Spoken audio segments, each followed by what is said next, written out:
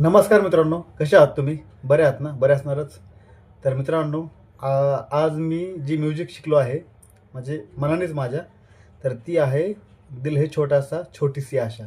तर मित्रांनो थोडं अडचणमध्ये, तर मित्रांनो सांभाळून घ्या. पण तरी मी शिकण्याचा प्रयत्न करतोय. तर चला मित्रांनो स्टार्ट करून ऐकूया.